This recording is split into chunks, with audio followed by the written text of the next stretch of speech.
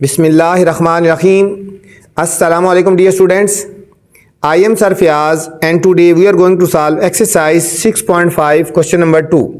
अजीज़ तलबात आज हम question number 2 solve करने जा रहे हैं। अगर आपने बच्चों क्वेश्चन नंबर 1 देखना है तो मेरे पहले वाली वीडियो देख सकते हैं। वीडियो आपने पूरी देखनी है। वीडियो के अंदर कुछ ऐसी चीज़ें बताई जाएंगी जो आज तक किसी टीचर ने आपको नहीं बताई। तो चलते हैं बच्चों सोल्यूशन की तरफ। Find the unknown sides and angle. बच्चों अननोन साइड्स और एंगल हमने फाइंड करने हैं पार्ट नंबर 1 और पार्ट नंबर 2 में। आपको पता होना चाहिए बच्चों, एक जो ट्राइंगल होती है ना, इसमें 3 साइड्स होती हैं और 3 एंगल्स होते हैं। देखो 1 साइड, 2 साइड और 3 साइड और 3 एंगल होते हैं। ठीक है, इसमें आपको कुछ चीज़ें गिवन होंगी और कुछ चीज़ें आपने फाइंड करनी होंगी। तो चलते हैं सोल्यूशन की तरफ, फिर आपको समझ आ जाएगा। चलते हैं सोल्यूशन की तरफ। सबसे पहले हम लिखते हैं कि गिवन क्या है और फिर हमने फाइंड क्या करना है। गिवन बच्चों क्या है, एक तो बच्चों ये एंगल हमें गिवन है। देखो ये एंगल इस तरह बॉक्स लगा होता है, ये 90 का होता है। ठीक है, गिवन है एंगल बी 90 डिग्री और इसके साथ हमें गिवन है स्मॉल सी की वैल्यू, साइड की वैल्यू गिवन है। सी की वैल्यू गिवन है √13 सेंटीमीटर। स्मॉल ए की वैल्यू गिवन है √3 सेंटीमीटर। ये बच्चों 3 चीज़ें जो है वो नाउन थी, गिवन थी। हमने फाइंड क्या करनी है। मैंने आपको बताया कि एक ट्राइंगल में 3 साइड्स होती हैं और 3 एंगल्स होते हैं। ठीक है, अब इसमें बच्चों हमने एक तो एंगल ए फाइंड करना है, एक हमने स्मॉल बी फाइंड करना है और एक एंगल सी फाइंड करना है। बच्चों एंगल सी, 2 एंगल और एक साइड फाइंड करिए बच्चों। 3 साइडिंग चीज़ें गिवन है। देखो एक एंगल गिवन था और 2 एंगल हमने फाइंड करने हैं। 2 साइड गिवन थी और एक साइड हमने फाइंड करनी है बच्चों। चलते हैं सॉल्यूशन की तरफ। बच्चों सबसे पहले जो आसान तरीका है ना, सबसे पहले जो आपने देखना होगा कि आपने देखना है गिवन को। गिवन में देखना है कि आपको 2 साइड्स गिवन है या 2 एंगल गिवन है बच्चों। अगर तो साइड्स गिवन है तो फिर पाइथागोरस थ्योरम लगाएंगे, अगर एंगल गिवन है तो फिर एंगल वाला हमने फार्मूला लगाना है बच्चों। ठीक है, तो सबसे पहले हमने ये चीज़ देखनी है कि हमें क्या चीज़ गिवन है। हमें बच्चों 2 साइड्स गिवन है। ये देखो ये साइड है, ये साइड, एक और एक 2 साइड्स गिवन है। जब हमें 2 साइड्स गिवन हो ना बच्चों और थर्ड साइड फाइंड करनी हो तो हम बाय यूजिंग पाइथागोरस थ्योरम, ठीक है, हम क्या फाइंड करने जा रहे हैं, हम बी फाइंड करने जा रहे हैं, साइड फाइंड करने जा रहे हैं बच्चों। ये साइड फाइंड करने जा रहे हैं तो 2 चीज़ें पता है हमें, तो हम लिखेंगे बाय यूजिंग पाइथागोरस थ्योरम।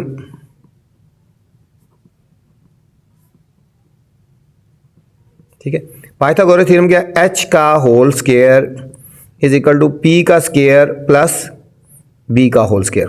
ठीक है, h क्या है बच्चों, h है हाइपोटेन्यूज, ये हमारा h होता है जो 90 के सामने होता है। ये हमारा परपेंडिकुलर होता है, ये हमारा बेस होता है। ये हम पढ़ चुके हैं इसके बारे में। ठीक है, अब यहाँ पे हम वैल्यूज पुट कर देंगे तो हमारे पास आंसर आ जाएगा। h की वैल्यू कितनी है बच्चों, b, तो यहाँ h की जगह आएगा b का होल स्क्वायर। परपेंडिकुलर की वैल्यू कितनी है, √3 इसका होल स्क्वायर। बेस की वैल्यू कितनी है, √13 इसका होल स्क्वायर आ गया। ये और ये काट गया बच्चों, ये काट गया, ये आएगा b square is equal to 3 + 13, तो आएगा b square is equal to 16 आ गया। हमने b की वैल्यू फाइंड करनी है तो इसका स्क्वायर रूट ले लेंगे, इसका b स्क्वायर रूट ले लेंगे और 16 का b स्क्वायर रूट ले लेंगे। ये कट गया, b की वैल्यू आ गई बच्चों 4 सेंटीमीटर। ये हमारे पास एक फर्स्ट पार्ट आ गया 4 सेंटीमीटर जो हमने b फाइंड करना था। ठीक है, अब हमारे पास एक एंगल पता है बच्चों, एक एंगल पता है, 2 एंगल अननोन है। ठीक है, 2 एंगल हमारे पास अननोन है। अगर एक एंगल और पता चल जाए तो हमारे लिए थर्ड साइड निकालना बहुत इजी है। अभी हम बच्चों एंगल ए की तरफ जाते हैं। ठीक है, अभी हम निकालेंगे एंगल ए। जब भी एंगल फाइंड करना होता है, ठीक है, तो 2 नाउन पे रेशो लगाते हैं बच्चों। ये भी वैल्यू पता है, ये भी पता है, इन दोनों पे रेशो लगाएंगे तो हमारे पास एंगल आ जाएगा। ये परपेंडिकुलर और बेस, देखो आपने पढ़ा ना, some people have curly brown hair through proper brushes. ये परपेंडिकुलर और बेस है। देखो परपेंडिकुलर और बेस के साथ कौन सा लगता है, tan थीटा। तो यहाँ पे हम लिखेंगे, ठीक है, रेशो क्या लगेगी, tan theta is equal to perpendicular over base. ठीक है, अब थीटा यहाँ पे गिवन नहीं है तो थीटा की जगह लिखेंगे एंगल ए। यहाँ लिखेंगे tan angle A is equal to, perpendicular की वैल्यू है बच्चों √3 और बेस की वैल्यू है √13, बेस की वैल्यू है √13। अब इनको सॉल्व कर लेते हैं। tan angle A is equal to √3 होता है 1.7320 और √13 होता है 3.6056। अब इन दोनों को डिवाइड कर लेते हैं। tan angle A is equal to, इन दोनों को जब डिवाइड करेंगे हमारे पास आंसर आएगा 0.4803। अब बच्चों यहाँ पे आगे पॉइंट है, हमने एंगल A की वैल्यू फाइंड करनी है ना, हमने एंगल A की वैल्यू फाइंड करनी है, तो हमें ये एंगल A इधर हो जाएगा और tan राइट साइड पे आके इन्वर्स बन जाएगा, tan इन्वर्स 0.4803। अब ये वाली वैल्यू कैसे कैलकुलेटर पे निकालोगे, आप लिखोगे कैलकुलेटर पे शिफ्ट को प्रेस करोगे, प्लस tan को प्रेस करोगे और फिर प्लस ये वैल्यू लिखोगे 4803। कैलकुलेटर में क्या लिखोगे, शिफ्ट प्लस tan प्लस 0.4803, तो आप प्रेस करोगे तो आपका आंसर आएगा 25.65। तो आपका आएगा angle A is equal to 25.65 degree आ गया। इसको राउंड ऑफ करना है तो लिखेंगे angle A is equal to 25.7 degree आ गया बच्चों। ये हमारे पास एंगल आ गया बच्चों, ये हमारे पास एंगल आ गया, ये दो चीज़ें आ गई। अब हमने देखो एंगल A भी आ गया हमारे पास और B की वैल्यू भी आ गई, ठीक है। अब हमें थर्ड एंगल निकालना है। थर्ड एंगल फाइंड करना बहुत इजी होता है बच्चों जब दो एंगल आपको पता हो तो, ठीक है। अभी हम निकालने जा रहे हैं एंगल C, एंगल C निकालने जा रहे हैं, तो हम फार्मूला लगाएंगे एंगल, ये वाला formula, angle A plus angle B plus angle C is equal to 180 degree. बच्चों ट्राइंगल जो होती है ना, ट्राइंगल, इसके जो इंटरनल एंगल का सम होता है 180 के इक्वल होता है। अब दो एंगल पता है, ये हमें पहले पता था, ये भी हमने फाइंड कर लिया। एंगल A कितना आया अभी 25.65, एंगल B हमें पता है 90 डिग्री है, इसको 7 कर लो, 25.7 लिख लो शॉर्ट फॉर्म में ये, और प्लस एंगल C हमने फाइंड करना है।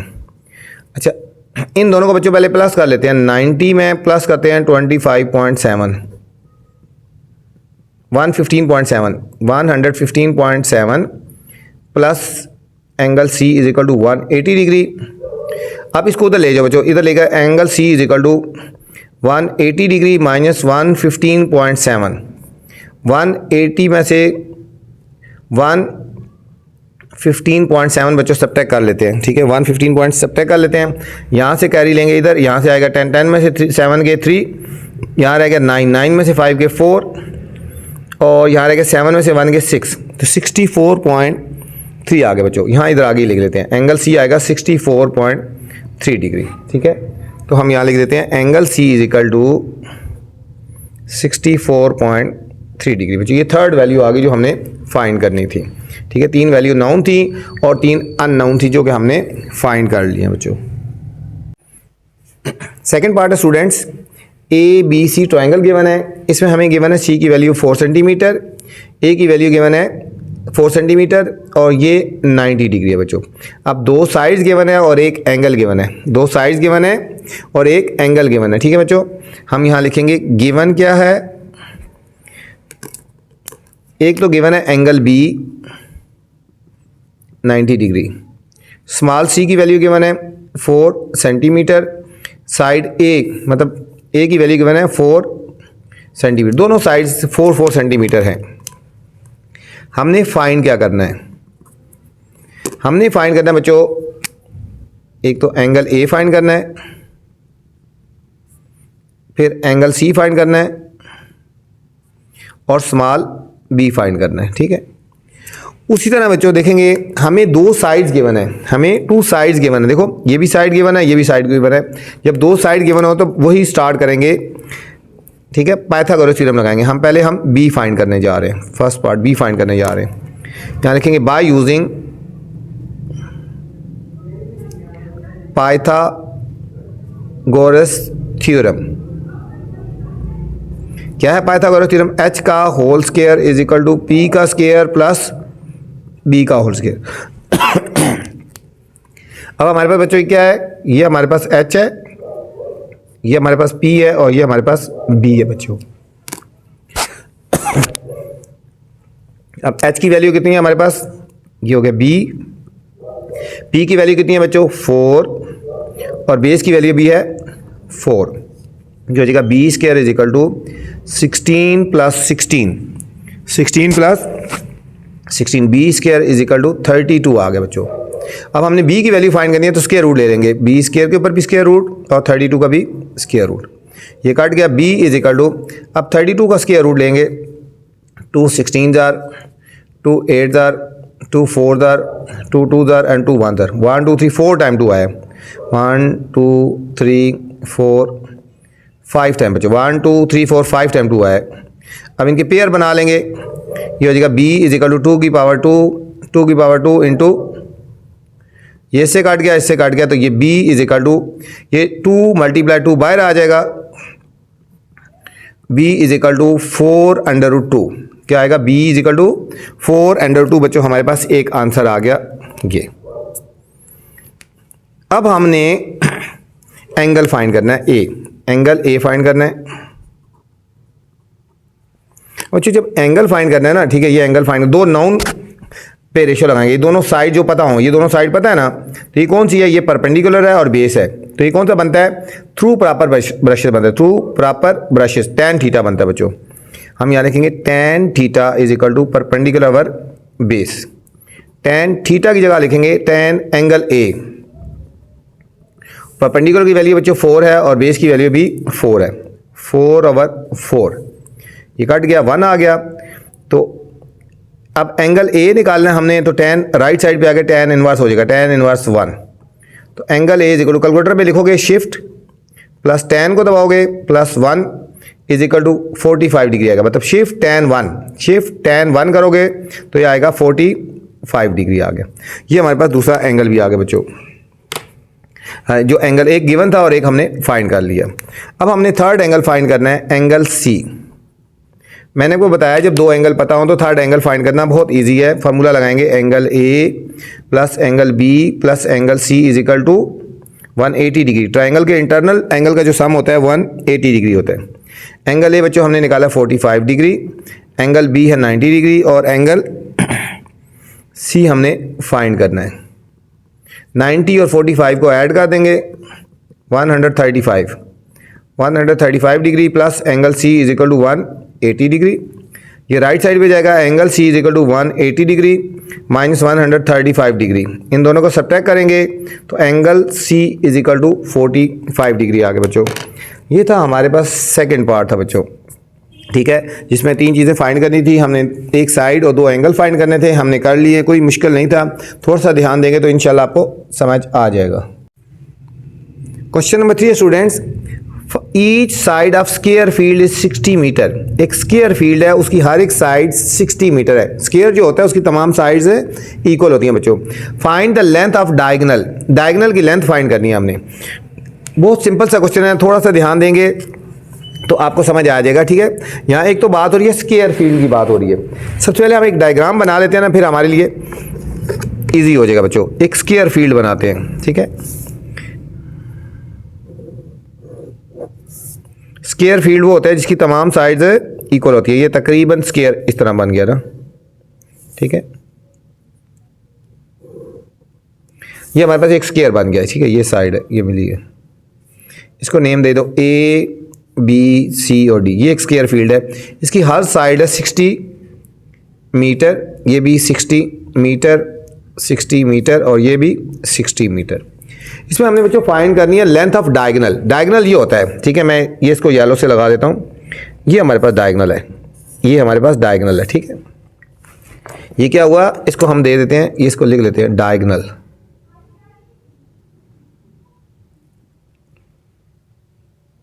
ये हो गया डायगोनल, ठीक है। ये हमने फाइंड करना है, तो हम कहेंगे गिवन क्या है, लिखेंगे हमें गिवन है बच्चों, यहाँ पे length of each side given है ना,